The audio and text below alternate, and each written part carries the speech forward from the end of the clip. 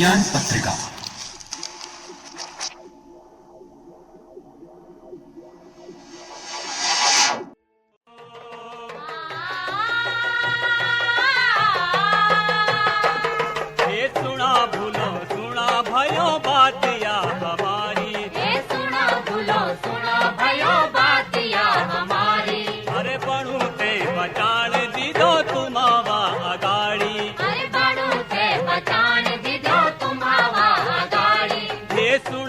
पर्यावरण को समर्पित भरत गोसाई द्वारा गाए गढ़वाली शैली के इस गीत में लोगों से पर्यावरण को बचाने के लिए आगे आने की अपील की गई है। ये अपील पर्यावरण संरक्षण के नकारात्मक प्रभाव को रोकने के लिए तो है ही, साथ ही ये विकास को सतत बनाए रखने की भी अपील करती है। ऊंचे हिमालय की गोद में बसा उत्तराखंड राज्य प्राकृतिक संसाधनों से भरा पूरा है, लेकिन इसी के साथ प्राकृतिक आपदाओं की मार से भी ग्रसित रहता है। भूकंप, लैंडस्लाइड्स और बादल फटने के कारण आई बाढ़ से समय समय पर इस राज्य ने बहुत कुछ खोया है, लेकिन बीतते समय के साथ तकनीक के विकास से और प्रकृति के प्रति आई जागरूकता से इस हानि को कम करने की कोशिश की जा रही है।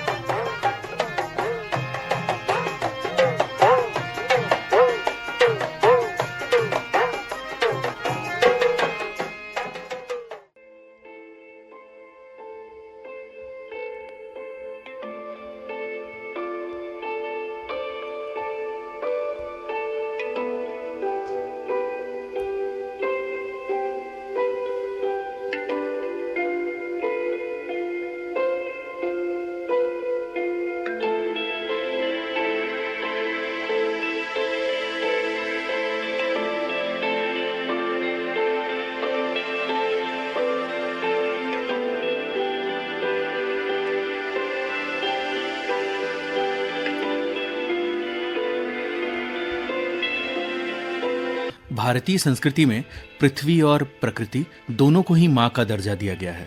ऐसा सतत विकास जो प्रकृति से जुड़ा हुआ हो और पृथ्वी के गर्भ में चल रही गतिविधियों की जानकारी हमें आसानी से मिल सके, इन दोनों ही लक्ष्यों को पाने के लिए भूगर्भ वैज्ञानिकों की भूमिका बहुत ही अहम है। ऐसे में आकाशवाणी देहरादून ने रुख किया दून यूनिवर्सिटी के भूगर्भ विज्ञान के head of department doctor Vipin Kumar की ओर, क्योंकि बात जब सतत विकास की आती है, जहां पर मानवीय जीवन, आधारभूत संरचना और पर्यावरण को कम से कम नुकसान पहुंचाना लक्ष्य हो, तो भूगर्भ विज्ञान की भूमिका अहम हो जाती है। इस भूमिका को उदाहरण के साथ समझाते हुए डॉक्टर विपिन कहते हैं कि अगर हम सस्टेनेबल डेवलपमेंट की बात कर रहे हैं, जिसको टिकाऊ विकास भी कह सकते हैं सरल भाषा में, वो चाहे इकोनॉमिक हो, आर्थिक, या शिक्षा के क्षेत्र में हो, या स्वास्थ्य के क्षेत्र में हो, और खासकर पहाड़ी जो क्षेत्र है जैसे कि उत्तराखंड या हिमाचल प्रदेश, तो ऐसे क्षेत्रों में आपको जो एक इंफ्रास्ट्रक्चर चाहिए इस तरह के विकास के लिए, वो इंफ्रास्ट्रक्चर तभी टिकाऊ रहेगा, तभी सस्टेनेबल रहेगा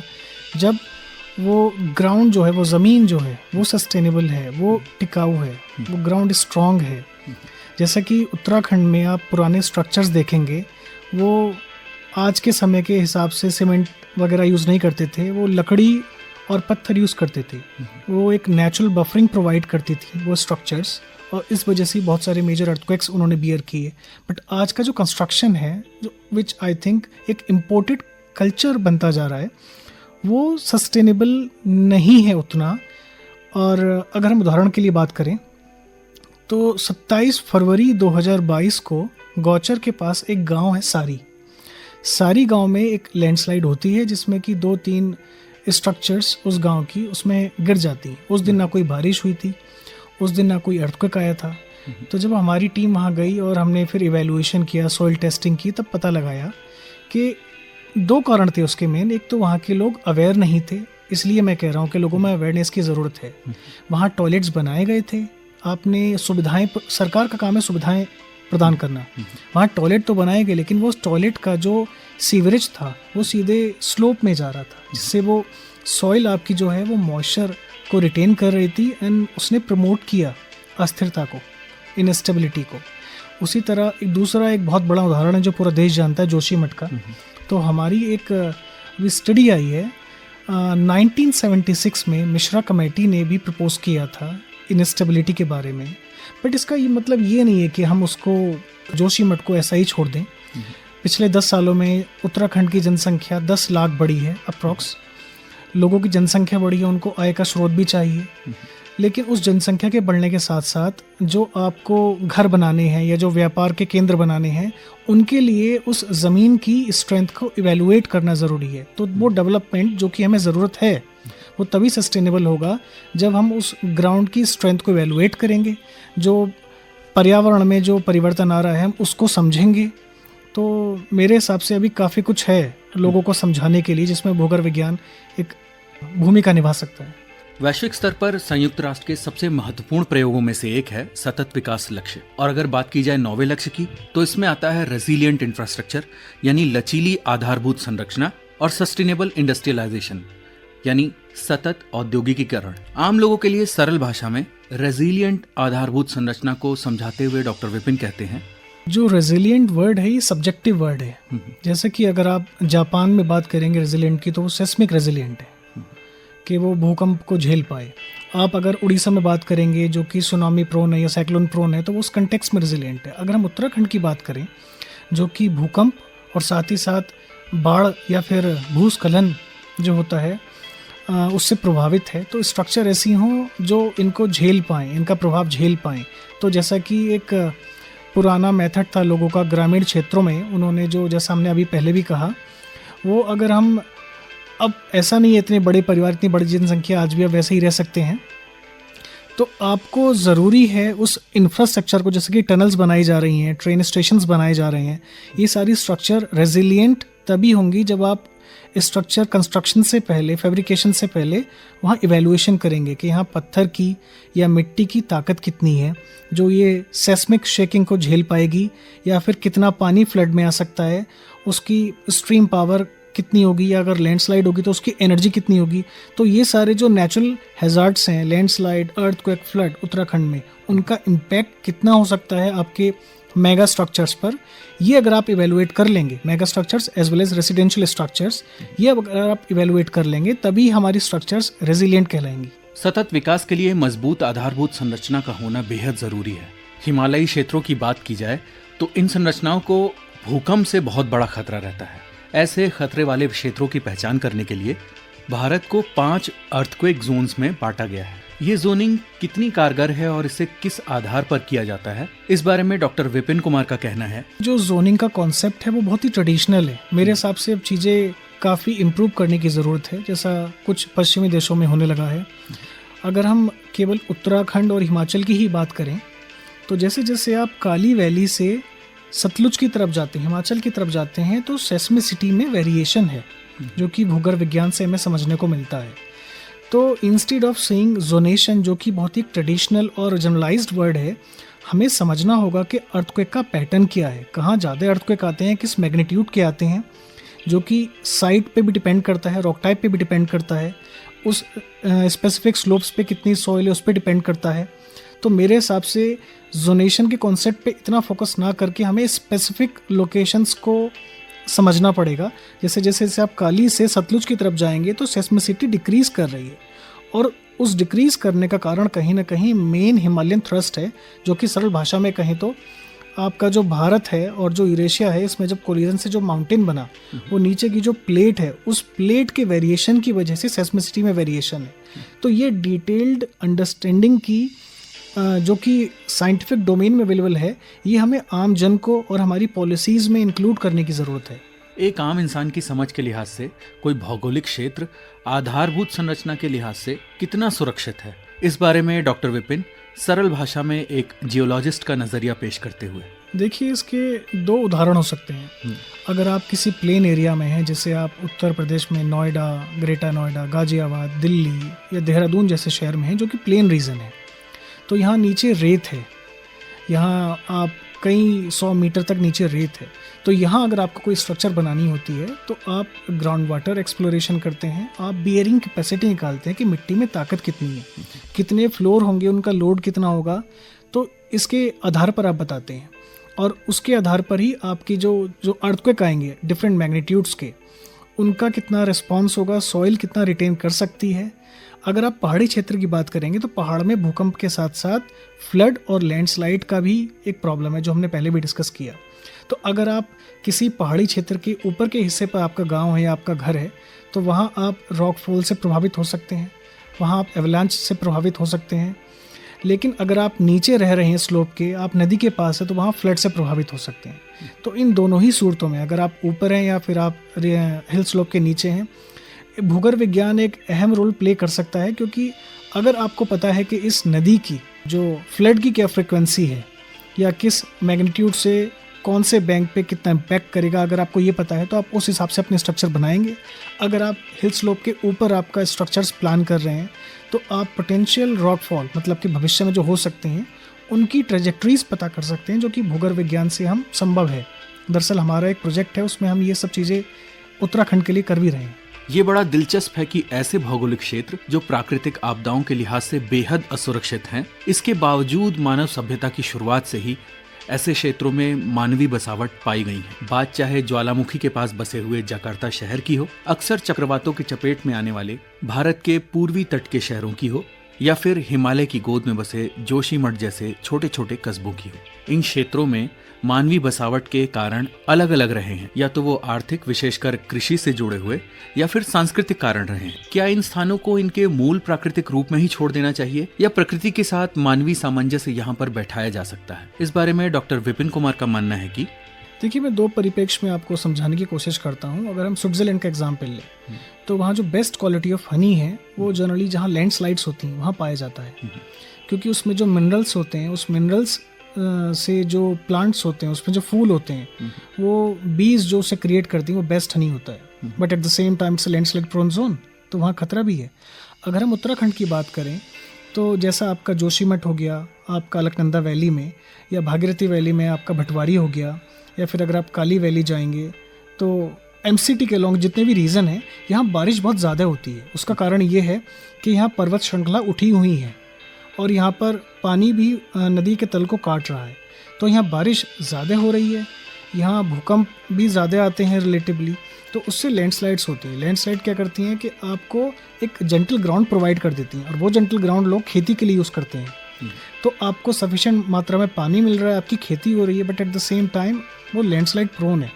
तो आपदाएं तो वहाँ आती ही हैं, लेकिन पर्वतीय क्षेत्रों में लोगों को अगर समतल ज़मीन मिल रही है तो वो खेती भी वहीं करेंगे। वो या तो नदी किनारे होगी या फिर ऐसी जगह होगी जहाँ समतल ज़मीन मिलेगी जो कि लैंडस्लाइड होगी। तो पर्वतीय क्षेत्रों में आपके पास ऑप्शंस बहुत कम है प्लेन के कंपैरिजन में। तो जो जियोलॉजिकल फ्रेटर्निटी है या भूगर्भ विज्ञान की मदद से हम ये सारी चीज़ें जो हैं प्रेडिक्शन बेस्ड स्टडी कर सकते हैं कि अगर आपको ऐसे क्षेत्रों में रहना ही है, काम करना ही है, तो आपको पता लगाना पड़ेगा कि जैसा हम पहले भी कहा है कि फ्लड या फिर जो लैंडस्लाइड है उसका फ्यूचर में क्या पैटर्न हो सकता है, जैसे कि पर्यावरण बदल रहा है तो उसको इंक्लूड करते हुए। तो ये सारी चीज़ें हैं, एक इंक्लूसिव अंडरस्टैंडिंग आपको होनी चाहिए। बात जब प्राकृतिक आपदाओं, उससे निपटने के लिए तकनीक और क्लाइमेट रेजिलिएंट इंफ्रास्ट्रक्चर की होती है, तो पूरे विश्व में सबसे आगे नाम आता है जापान का।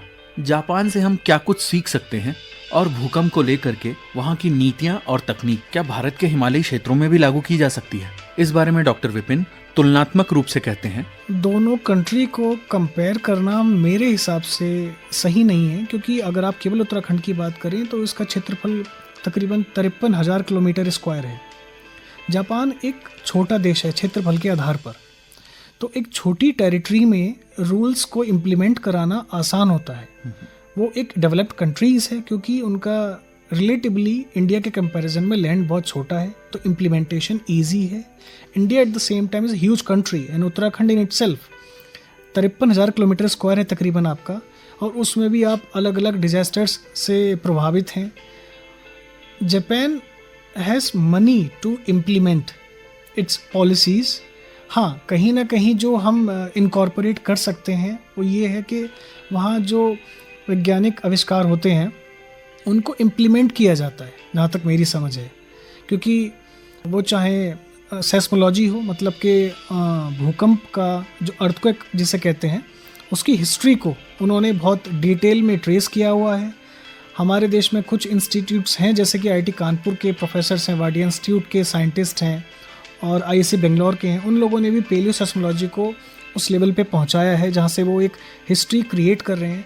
तो ये पास्ट को अगर हम अपने समझ जाएंगे तो फ्यूचर में हम अपनी पॉलिसीज़ में इसको इनकॉर्पोरेट कर सकते हैं। तो जापान के लेवल पे पहुंचने के लिए आर्थिक के साथ साथ हमें वैज्ञानिक दृष्टि से भी सशक्त होना पड़ेगा। सतत विकास के लिहाज से उत्तराखंड जैसे हिमालयी क्षेत्रों में इंफ्रास्ट्रक्चर का विकास कैसे हो, इस बारे में एक जियोलॉजिस्ट का पक्ष रखते हुए डॉक्टर विपिन कुमार कहते हैं, इंफ्रास्ट्रक्चर का जो टाइप है वो ज़रूरत के आधार पर तय किया जाता है और वहाँ की लोकल जियोलॉजिकल कंडीशंस कैसी है उसके आधार पर तय किया जाता है।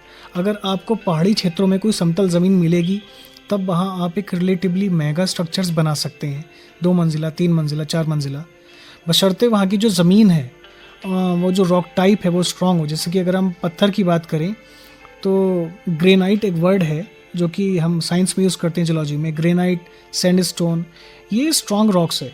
लेकिन मसूरी जैसा क्षेत्र अगर आपका है उत्तराखंड में जहाँ आपकी वीक रॉक्स है, या नैनीताल जैसा है आपकी वीक रॉक्स है, तो आपकी उस ज़रूरत के साथ साथ वहाँ लोकल जियोलॉजी कैसी है ये भी इस बात को तय करने में मदद करेगा कि आपको वहाँ स्ट्रक्चर किस तरह की बनानी है, कितने फ्लोर की बनानी है और कितनी कैपेसिटी की बनानी है।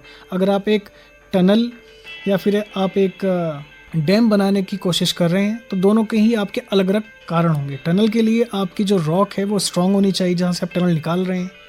अगर वो स्ट्रॉन्ग नहीं है और आपको वही जगह चूज़ करनी है तो आपको उन दरारों को भरना पड़ेगा जहाँ से पानी सीपेज हो सकता है। अगर आप डैम की बात करें तो वहाँ कारण बदल जाएंगे। आपको पानी ज़्यादा चाहिए क्योंकि आपको पानी रोकना है, आपको रॉक ऐसी चाहिए जिसमें पानी ना रिसे। तो हर मेगा स्ट्रक्चर्स की रिक्वायरमेंट डिफरेंट होती है। लोकेशन डिपेंड करेगी कि वहाँ की जियोलॉजी कैसी है। वहाँ आसपास अगर बहुत बड़ा ह्यूमन सेटलमेंट है तो उनको कहीं रीलोकेट किया जाए। तो हर स्ट्रक्चर्स, हर मेगा स्ट्रक्चर्स ज़रूरत पे डिपेंड करती है और एट द सेम टाइम वहाँ की नेचुरल कंडीशंस पे डिपेंड करती है। पर्यावरण संरक्षण और सतत विकास के लिहाज से देखा जाए तो भारतीय भूगर्भ वैज्ञानिकों द्वारा लिथियम के बड़े भंडार होने की प्रबल संभावना जताई गई है।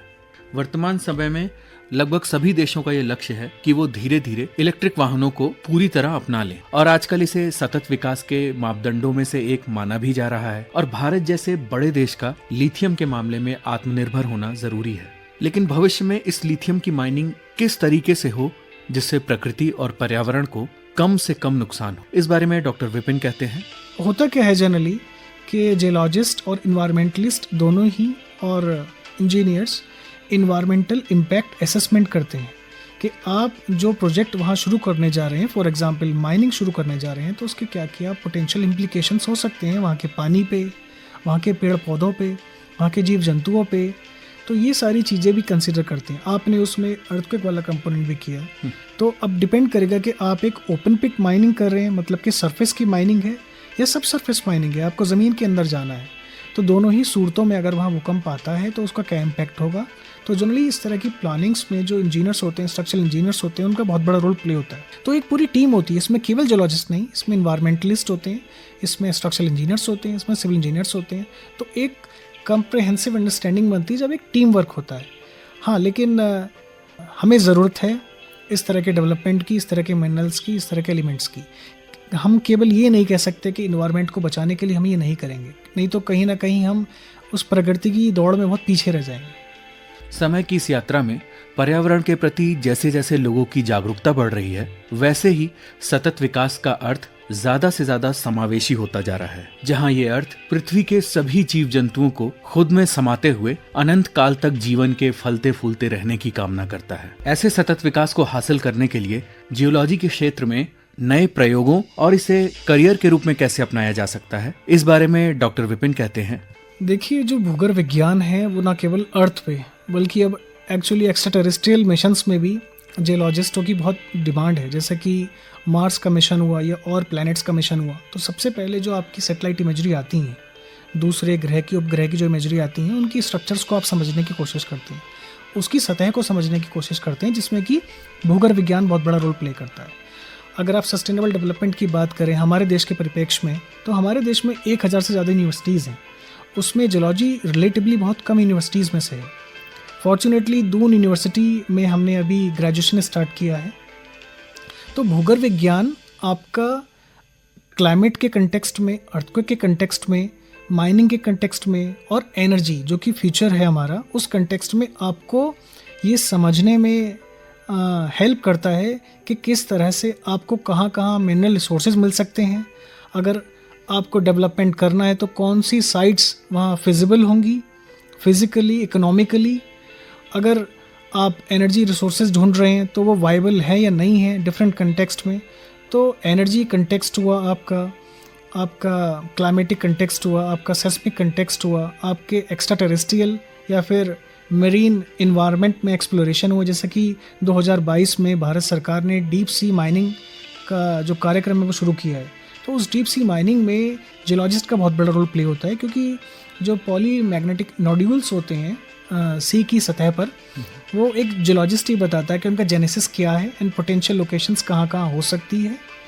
आपके अभी रिसेंटली 2 मिशन हुए हैं हाइड्रेट्स के, गैस हाइड्रेट्स के, तो जिसमें कृष्णा गोदावरी का जो ऑफशोर रीजन है वहाँ जियोलॉजिस्ट का बहुत बड़ा रोल प्ले होता है कि उनका जेनेसिस क्या है, वो कैसे बने।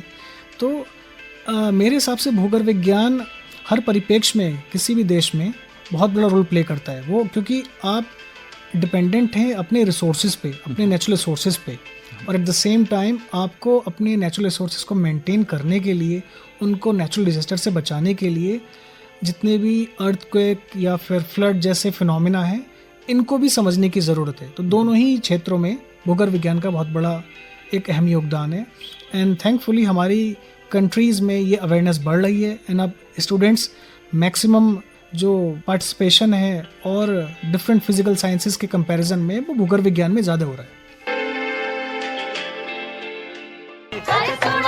निश्चित ही पर्यावरण संरक्षण और विकास को सतत बनाए रखने के लिए उत्तराखंड जैसे पर्वतीय क्षेत्रों में भूविज्ञान और भूवैज्ञानिकों की भूमिका बहुत ही अहम है। पर जिम्मेदारी हम पे भी है कि हम अपनी जरूरतों को पर्यावरण के अनुकूल बनाएं, जिससे प्रकृति पर दोहन का दुष्प्रभाव कम से कम पड़े और प्रकृति के प्रति हमारा प्रेम हमारे इन गीतों के साथ साथ हमारी जीवन शैली में भी झलके।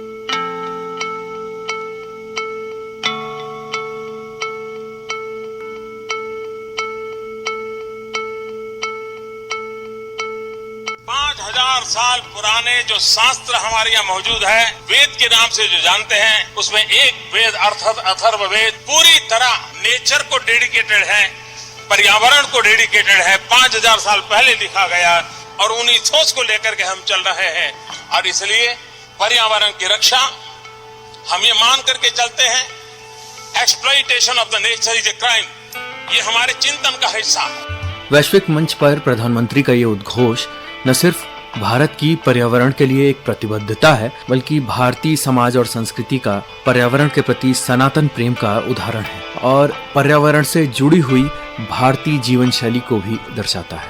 पूरी दुनिया ने भले ही कुछ सालों से पर्यावरण दिवस को मनाना शुरू किया है, लेकिन ये भारतीय संस्कृति ही है जिसने धरती और नदियों को माँ का दर्जा और जंगलों और तालाबों में देवताओं के वास की बात कही है। ऐसा इसलिए है क्योंकि भारतीय परंपरा में पर्यावरण को अपने अस्तित्व के खतरे में पड़ जाने के डर से या फिर अपनी जरूरत के अनुसार संरक्षण करने की बात नहीं कही गई है, बल्कि ये हमारी जीवन शैली का एक हिस्सा होना चाहिए। मानवता का अपने पर्यावरण से एक आत्मीय संबंध होना चाहिए, ऐसे विश्वास की बुनियाद पर खड़ी है भारतीय संस्कृति। लेकिन आज भौतिक सुख को पाने की इस अंधी दौड़ में पूरे विश्व के साथ भारत भी शामिल होता जा रहा है। पर्यावरण संरक्षण जिस देश की संस्कृति का अहम हिस्सा है, उस देश के कई शहर दुनिया के सबसे दूषित शहरों में से एक है। तकनीक द्वारा पर्यावरण का दोहन करके अपने सुखों को चरमोत्कर्ष पर पहुंचा देने की ये अंधी दौड़ कहीं हमारे मूल को ही नष्ट न कर दे, इस बात को भी हम भूलते जा रहे हैं। पर्यावरण संरक्षण की जीवन शैली जीने वाली गांव की विचारधारा को तो बहुत सालों से हीनता की भावना से देखा जाता रहा है, और अब जब पर्यावरण के दूषित होने की समस्या इतनी ज्यादा बढ़ गई है कि अब किसी जगह का हरा भरा होना आज लग्जरी के तौर पर देखा जाता है। आज लोग हरे भरे एक्सोटिक जगह पर सैर सपाटा के लिए इसलिए जाना चाहते हैं क्योंकि वो उन्हें सुकून देता है। पर हम ये बात खुद भूलते जा रहे हैं कि हमने खुद इस हरे भरे आत्मीय सुख को दूसरे भौतिक सुखों से कम आंक कर अपने से दूर किया है। जब पेड़ हाथ से नहीं काटे गए तो उन्हें काटने के लिए हमने बड़ी बड़ी मशीनों का निर्माण किया और आज हम उन्हीं पेड़ों से व्यापार कर कमाए हुए पैसों को खर्च करके उन्हीं पेड़ों की छांव में सुकून तलाशते हैं। कैसी विडंबना है ना ये। हमें ये सोचना होगा कि विज्ञान बड़े बड़े पेड़ों को काटने के लिए ऑटोमेटिक मशीन के निर्माण से ही नहीं, नदियों के खनन के लिए इस्तेमाल किए जाने वाली बड़ी बड़ी मशीनों के निर्माण से ही नहीं, जानवरों के शरीर से दोहन किए जाने वाले केमिकल के निर्माण से ही नहीं, बल्कि विज्ञान की सीमा इससे बहुत बड़ी है। सबसे बड़ी विडंबना तो ये है कि हमने दोहन के लिए तो विज्ञान का खूब उपयोग किया है, लेकिन संरक्षण के लिए विज्ञान का विकास बहुत निम्न स्तर तक हुआ है। ऐसा क्यों है, ये सोचने की जरूरत है। सोचिए और अपने आप से सवाल कीजिए, सोचिए और अपने आप से सवाल कीजिए कि क्या कोई ऐसी तकनीक हम इजाद कर पाए हैं जो बहुत कम समय में किसी क्षेत्र को वापस पुराने जैसा हरा भरा कर दे, जो जानवरों और पक्षियों की विलुप्त होती प्रजाति को फिर से बहुतायत की संख्या में ला सके, जो नदियों में फिर से साफ पानी ला सके। ऐसी किसी तकनीक के लिए हम क्यों नहीं, ऐसी किसी तकनीक को लाने के लिए हम क्यों नहीं विज्ञान का इस्तेमाल कर पाए हैं। आज हम चांद से लेकर के मंगल ग्रह तक पहुंच चुके हैं, लेकिन अपनी पृथ्वी के संरक्षण के लिए हमने कितना काम किया है, ये अब सोचने की जरूरत है। तो इस विश्व पर्यावरण दिवस पर खुद से सवाल करिए और दूसरों से सवाल करिए कि कब वो दिन आएगा जब विज्ञान का कोई बड़ा चमत्कार पर्यावरण संरक्षण के लिए होगा। तो श्रोताओं, पर्यावरण संरक्षण की तो हम बात कर ही रहे हैं और आप जरूर इस बारे में अपने साथियों के साथ घर में या फिर बाहर चर्चा करिएगा। और चूंकि 5 जून को विश्व पर्यावरण दिवस है, 1974 से हम पर्यावरण दिवस मनाते आ रहे हैं। यूनाइटेड नेशन द्वारा 5 जून को विश्व में पर्यावरण संरक्षण के लिए जागरूकता लाने के लिए ये दिवस एक साधन के रूप में इस समय कार्य कर रहा है। थीम रहेगा बीट प्लास्टिक पॉल्यूशन। आप लोग जहां भी हमारे कार्यक्रम को सुन रहे हैं, इस बार 5 जून को विश्व पर्यावरण दिवस को अपने अपने स्तर पर मनाइए, जागरूकता फैलाइए। प्लास्टिक जो है उसको कैसे अपनी रोजमर्रा की जिंदगी में उसका उपयोग कम से कम किया जा सके, और अपने अपने विचारों को साझा करिए कि प्लास्टिक के ऑल्टरनेटिव क्या हो सकते हैं। सरकार द्वारा राजनीतिक स्तर पर तो बहुत सारी कोशिशें हो चुकी हैं प्लास्टिक के इस्तेमाल को रोकने की, लेकिन ये 100% सफलता के साथ लागू नहीं हो पाई है।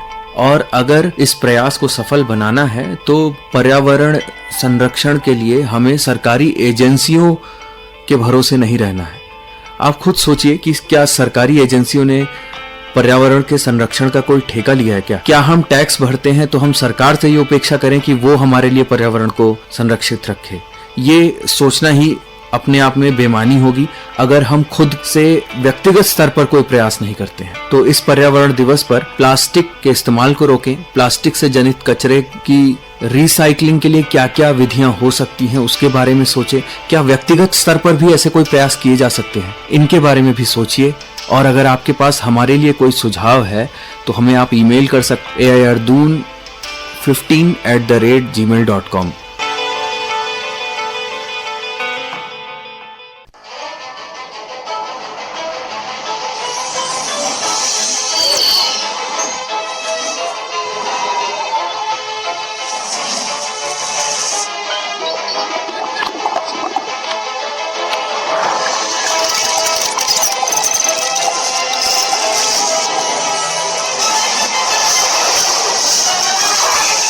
विज्ञान पत्रिका।